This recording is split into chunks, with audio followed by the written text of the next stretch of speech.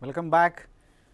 We are into the 9th module, and with this module we will begin talking about the physical layer. We have already had set the tone for the physical layer. We have already looked at the types of signals and all that. In this particular module, we will be looking at how physical layer transmits the bits across and the challenges and the issues with that thing. Okay. It does data communication. In fact, the biggest advantage of having a physical layer is that it carries the bit across, and there is no physical layer, there is no network. Okay. So, it limits the functionality of other layers. For example, if I use an Ethernet card maximum data that it can send in a given frame is only 1500 bytes for historic reasons. So, a transport layer segment maximum amount of data that it can carry is must be less than, in fact, if you calculate normally an IP header is 20 byte and TCP header is 25. So, 1460 bytes is the limit that you have for the transport layer TCP. You can't have a bigger segment than that if you are using an Ethernet card. Okay.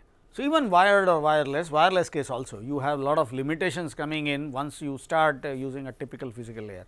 In case of a wireless physical layer, the other problem comes in. In a wireless physical layer, the problem is that there is a lot of noise in air, and it limits it does so much of error that it is always better you should keep a shorter frame. When you keep a shorter frame, it affects your data link layer and it affects the other layers as well. So, point is physical layer drives many things of other layers. Okay. So, it decides in fact lot of things, error handling and amount of data to be transmitted, and format of a frame also is, you may be surprised, format of a frame, the upper layer, how it requires. For example, if you use a wired physical layer like Ethernet, the amount of error that you get is very less. So, you do not require a lot of error handling kind of fields in that frame. In fact, there is no error handling frame except the field called CRC. We will be learning about that. In case of a wireless, there are a lot of additional things are to be kept because of that. Okay. So, physical layer actually have an impact on frame structure as well, and it also have the effect on speed of transmission. If you have a better physical layer, you have for example, a fiber optic cable, you will have a much better transmission rate. If you are using a copper cable, you will not have the amount of transmission rate that you probably have with the other the fiber optic cable. Okay. And wired and wireless, you need different strategies actually to manage, and we will soon see, but let me give you a hint. Wireless normally introduce lot of errors, and wired usually the amount of cables that the type of cables that we use today does not involve much of the errors. So, the entire design is based on, like in case of wireless, you stress a lot on handling errors. In wired case, you just forego it in most cases. Okay. So, basically the duties, we will start with the duties of physical layer. What exactly a physical layer should do? The physical layer, in short, should send bits across from sender to receiver, but the bit will not be sent as it is. So, it will be that needs to be converted into signals and then sent across. Okay. So, some form of signals, digital or analog, okay, and send them to the other. The receiver does what? It collects these waves and convert them back to bits, okay, and once they convert that back to bits, it will pass it up to data link layer to decide what to do further. But then it is critical, this point, it says that neither have any idea, the sender's physical layer and receiver's physical layer, what they are sending, is a customer's data or cricket score or what. They only understand the bit that they are sending. They said I am sending 101110. What is that? I do not know. And that is the reason why this thing is called data communication and not information communication. Data is raw data, When you derive meaning out of it, it becomes information. Okay. There are two methods of transmitting. Guided transmission happens in wire. So, the wave travel along the wire's physical shape. In case of wireless, it will just travel in a straight line. Okay. So, it is called unguided. So, there are two different types of transmission, guided and unguided, which is being used. Fiber optic cables use very high frequency, 10⁻14 hertz is normally used. While talk about other cables, they use much lesser, much lower value of frequencies. This is using much higher level of frequencies. Anyway, okay. So, duties of physical layer, the will begin with the simple thing, converting bits into signals, and the signals are sent across the line, and the receiver converts signals into bits. Now, that is the first and the most important requirement of a physical layer, that should be able to do this, but that is not the end. So, there are some issues, like I am sending a data to x and will be received by y, it should not happen. Okay. There may be more than one recipient in line. I am sending something, sending 1, 2, 3, 4. Now, if I am little out of sync, the data that I want to send to 1, I will send it to 2, and then everybody will get wrong data. Okay. Three distinct problems that we will be talking about. Unaware receiver, I am sending data, but the receiver is not aware, so the data is lost.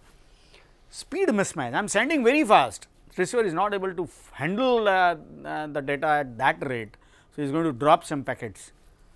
Multiple non-synchronized receivers, the very problem that I just talked about, I have multiple receivers and there is no synchronization, I will get some receiver will get data of some other receiver and so on and so forth.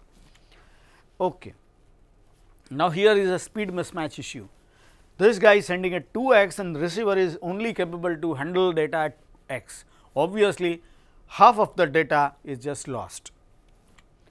Okay. Here is the case where you have multiple receivers. I am sending 3 bunches of data, where each receiver will get this thing, and this is basically a device which actually converts this into 3 different paths.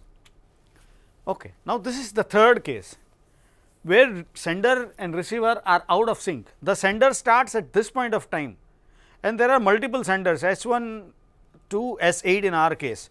We have R1 to R7 in this case. In fact, when S1 is sending, R1 should get, S2 is sending, R2 should get, but this cycle starts little early than this cycle. What will happen is, when S1 is sending, there is nobody to receive. So, the unaware receiver, nobody will receive, that data is lost. But when S2 is sending, R1 is listening. So, R1 gets the data for R2, same way R3 gets the data for R2 and so on, nobody gets the right data. Now, this is the other problem. So, physical layer synchronization is very critical. We will not discuss this problem further, because this problem usually occurs in telephone and other communication, will not occur in data transmission, because we do not use such methods in data transmission, but this is also a very critical problem at physical layer. Okay, this is the other problem. I was talking about the duration when I said that, when I was talking about the digital transmission, I said that this duration is very important, and I said that we will look at an example. Here is the example. What is the problem? You can see that here the sender, the time duration is t, receiver's time duration is 1.25, 1.25 times what it is. The result is that sender is sending 1, 2, 3, 4 and 5 ones. What will receiver receive? Receiver receive 1, 2, 3 and 4 ones, just because they are out of sync, and that is a problem, and that will introduce errors. Now, this is critical, and this happens in digital communication, and this is something that we will have to address.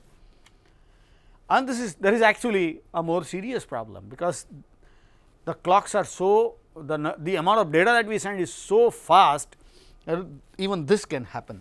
I am sending, the sender and receiver's clock are so apart, I am sending 10111101, and what receiver gets is huge amount of data, and it is wrong, all wrong. You may be surprised at this place how it gets 1, because what will actually happen, in the middle the receiver senses the channel and find out if it is plus 5 then 1, minus 5 then 0. So, in the middle it is this, so it is 0, and in this case 1, and in this case the middle is 0. Okay. So, this is how it gets, here also it is so. Point is, I am sending something and receiver gets something else, because our clocks are not synchronized, that is the problem.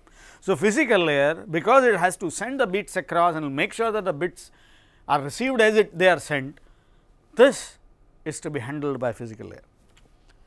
Okay. And one simple way to solve this problem was to send data in this fashion. I am sending 0, I am sending 2 signals, and there is a transition in between. Sending 1, I am sending this signal, there is a transition between. 0 is a higher value before and lower value after that, 1 is lower value before and higher value after that. Okay. So, I am sending 0, 0, 1, 1, 0, and I am sending in every bit you will see a transition in the middle. Okay. What will happen if my receiver has a bigger clock here, this is a little bigger clock? When that is the case, we will expect the transition here little after this thing. When it gets the transition little before, it understands that there is something wrong. So, I will have to like reduce the and it understands the sender's clock is faster than mine, I will have to speed it up, I will have to make sure that my period becomes little lesser. So, it will try, it will do something, but it will reduce, even then it will find that, oh yes, it is taking transition a little before, so I will have to set. But then I cannot escape, as a receiver I cannot escape synchronization, because every bit will have a transition in the middle. As long as my clock is not synchronized, I will find transition little here and there, and I will have to set my clock right. Okay. So, every bit gives me a chance to set my clock right, and I cannot escape from it. So, this is going to have no problem of synchronization. So, this is a great method looking at the requirement in those days. But the downside of this thing is that for every bit that I am sending 2 symbols. Remember the baud rate and the bit rate discussion that we had earlier. So, the baud rate is what? Double than the bit rate. The Manchester encoding was used for Ethernet first version, 10 MB version. So, 10 MB data that I am sending, I am actually sending 20 MB signals for it if I use Manchester encoding. So, that is the downside. Okay. The synchronization problem in the solution is discussed here, which I talked about. Here modern clocks are very precise. In fact, Ethernet, the first version of Ethernet, we have not had those great clocks, but today we have excellent clocks available with us, which can take much more precise time duration. Unfortunately, the speed with which the data is being sent is also increasing. For example, if I have 10^10 gigabit Ethernet requires 10^10 ticks per second, 10^10, this is not 10^10 ticks per second. What does that mean? A drift of just 1 upon 100, the 100th part of a second, what will happen? Will wipe out 10^8 bytes, almost 10 megabit. A file of moderate size is lost. Even if 2 clocks drift by 1/100th of a second with this speed, will lose an entire file of moderate size. So, that is the problem. Okay. And that is the reason why Ethernet like structures use something called preamble before transmission. A preamble is a sequence of zeros and ones. Now, that is needed here. Why? Because you are sending one, and what preamble is? In fact, it is an 8 byte sequence of zeros and ones. So, what I am doing is, in fact, I am going to do something like this. I am sending 0, 1, 0, 1, 0, 1, 0, 1, 0 for 8 consecutive bytes. So, 8 into 8, 64 bits. I am sending that many bits across. So, we will have almost the same effect as Manchester encoding has. After every byte sent, you have a transition. For example, this is higher. I am not using Manchester encoding now. Assume that I am using +5 and -5. So, what I have is high, low, high, low, high, low, something like that. It continuously varies, and the receiver cannot match. You will understand that my clock is not synced. with the sender will do that. Okay. So, I will get this 64 bits to do that. So, preamble will help me getting receiver's clock synced with the sender. So, preamble is an excellent solution to this problem.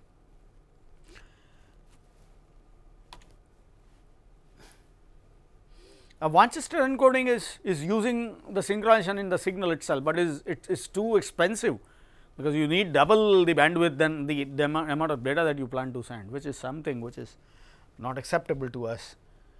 Okay. Okay, I have talked about symbol and baud rate and all that. So, that is being again reminded here. The second critical service that a physical layer should provide is called machine port level addressing. Because you are sending something to more than one receiver, you need to know exactly whom you are targeting. Take the case of this router. Okay. It receives a data to be sent to R3. Now, this interface, this line indicates the interface. So, when R is processing it, will have to give it to this physical layer, then and then will be delivered to R3. Okay. In many cases, it is called an interface. A router will have, in this case, have 4 interfaces. So, here when the packet is being processed and will be given to R3, then it is to be given to this interface. If some other case will be given to some other interface. So, I have 4 interfaces in this particular router, and I need to send it to one of them, depending on who the recipient is. So, the physical layer has to decide. In most of the cases, routers and switches have multiple interfaces which are managed in this fashion. So, the physical layer will contain only one this thing with multiple interfaces like this. Okay. So, that physical layer will have to decide. This is not going to happen in a desktop, because usually you only have one interface and you only have one card which manages that interface. So, that is not the case there, but in case of routers, yes, managing this physical this thing, port level addressing, machine level addressing is very critical. Multiplexing, demultiplexing is the other thing. A fiber optic cable can carry many things together. Okay.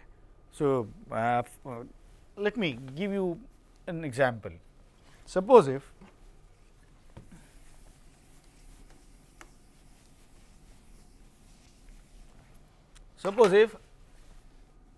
I am running I am an ISP, internet service provider. I have 5 customers.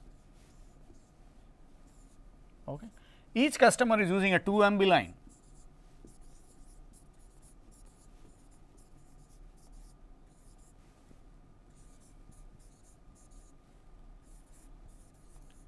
Okay. What do an ISP need? Multiple lines going out? ISP need only a 10 MB line, only one line, because the customers collective amount of data which is to be transmitted is just 10 MB. And this process is called multiplexing, combining multiple inputs into one single output. Okay. At the other end, the receiving ISP again need to separate it out, and that separation process is known as demultiplexing.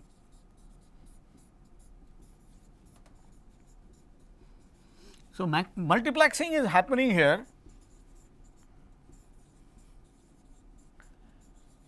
Demultiplexing is happening at the receiver's end. Okay. Receiver must separate the signal. In fact, you probably have experienced the same thing in your radio. In your radio, you receive actually a signal which contains all radio stations together, is all multiplex that your radio receives. But when you change the knob, okay, will pick up one particular that thing out of it, and you get it. It is basically, your device is basically a demultiplexing device, and the frequency that you choose is delivered to you. And the other issue is data communication. Now, physical layer has to address this thing. Data communication in physical layer is little more complex, because the data is bursty, and here is an example cases. Let me again choose the board to explain this.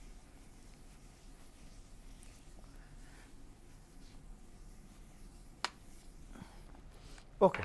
Suppose if this is my client and it types something www.oxforduniversitypress.com. Now, this is here this is the website which I normally do. He is my publisher. So, I communicate with him. So, here is a web server. Now, when I ask for this page, for that particular fraction of a second, my line is completely occupied. But once this page is downloaded, what I will do is I will just browse through that page and look at the books that are available. And what I am going to do is I am going to choose some book to read actually. So, I am browsing that for that period, and here is a very small fraction of time the line is completely occupied, and while I am browsing I am not using that line. And once I choose a book, I again click on that book, again I experience huge amount of traffic, but after a while again when I chose the book, I am reading the content of the book, I will not be actually using that line. So, the traffic is not continuous, it comes in bursts. The same thing also happens when you use the same network. For example, I am downloading a file from my local server. So, when I say I am using Word to open that file, for example, using the module that I am typing.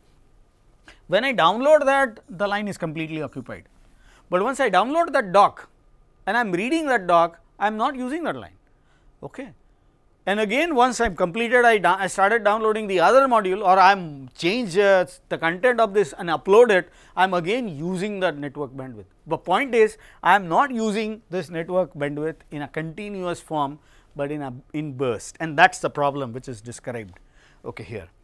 And such traffic is bursty, which is very difficult to manage, unlike the continuous traffic. If you have continuous traffic, two simple solutions are used in practice: frequency division multiplexing and time division multiplexing, but that is not going to work, because time division multiplexing you give everybody the same slot, some time. For example, 0 for first 1 second one user will send, second user will send, and so on and so forth. In case of frequency division multiplexing, every user is given a small fraction of frequency in which they will be able to send. Now, neither of them can work here. Here it is explained. Allocated slot. Suppose if I am given, I assume that there are 60 users and everybody is given 1 second, and I will get the first second. But then at that point of time, my user, the person who is browsing the website, has nothing to access. I am not going to use that time. In fact, in most cases, it is so that most cases the user is idle and not doing it. So, if you allocate the time, it is possible that in that time I have nothing to do, and when I am actually interested in sending, I have to wait for 60 seconds to get that, and that may not be enough. So, the same problem is with the frequency. If I am using frequency, I am given some trickle, most of the time I am not using that frequency, and when I want to use that frequency, others are not using that frequency, but then I can't use others frequency and I can't work. So, that is the problem. And that problem, let us try to see that problem in little more detail. Assume that I have 5 users and all 5 users are sending something. So, what I have done is I have divided my available time in 5 different slots. The slot, so slot number 1, sender 1 is sending, slot number 2 this guy is sending, and so on, and slot number 6 again sender 1 will get its turn. When everybody has something to send, like a telephone call, when you are on the call, you are always talking, in fact you are there, or viewing a video or something. In that case, there is no thing like you always doing it, like that. It is something which you can always time division or frequency division multiplex, like this. Everybody is using it, and this is the great thing to have. But when you do data communication, the problem is not everybody is ready when there is a time given, or the frequency, when if you use that frequency, nobody is going to use that frequency when there is no data to send or receive. When that happens, the problem is that just assume that I have only one sender, sender number 2 is interested in sending something.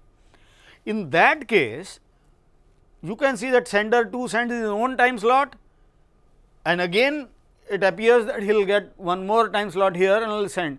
Nobody is sending. So, what the data transmission speed that we have is 1/5 of the actual speed that we can have. So, that is a problem. Okay. If otherwise, if I when 2 has something to send and we do not divide this thing into this thing slots and all that, let 2 transmit, actually 2 can complete this thing in the first this thing for 5 seconds itself. In the earlier case, it needs 5 times more the time. So, that is the problem here. So, this time division multiplexing and frequency division multiplexing is not a good thing for data transmission. Other things are needed and required, and we will be looking at those things later in later modules. But before we embark on that, we will need to have an introduction to something called electromagnetic spectrum. So, whenever we are using some frequency, we are using frequency from this electromagnetic spectrum, and electromagnetic spectrum starts from frequency 0 to infinite. In fact, that is what it is. Then would like to look at what that is and why that is useful. In the next module, we will be actually throwing more light on this, but here we will have some introduction, the basic idea about this thing. Okay. So, we have already seen, okay. There is something called wavelength. Wavelength is the length of the wave. Okay. Frequency is number of times it oscillates. We have already seen that is just a repetition of that. The frequency increase or is like this. Let me give you an example. Okay, this is my wave and it oscillates twice in a given time. So, what is the frequency? Frequency is 2. Now, if I increase the frequency, it will oscillate 3 times in a second, 1, 2 and 3. Okay. The wave is reduced, you can see that. So, wavelength is reduced. Point is, when you increase frequency, wavelength is reduced. Okay.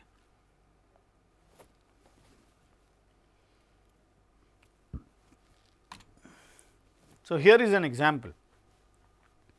So, the wavelength, okay, this is smaller amplitude, the wavelength is the distance or this, okay, the same. So, when you talk about the electromagnetic spectrum, the radio range is this 10⁴ to 10⁸. 10⁸ to 10⁸ is called microwave. This thing is called infrared. This is visible light, that is we only can see this, nothing else, or hear this. Ultraviolet is this, X-ray is that, and above 10⁻22 is called gamma rays. The last two ranges are not used for data transmission for obvious reasons, because it is hazardous to human beings. So, that they are not used, but the rest is used.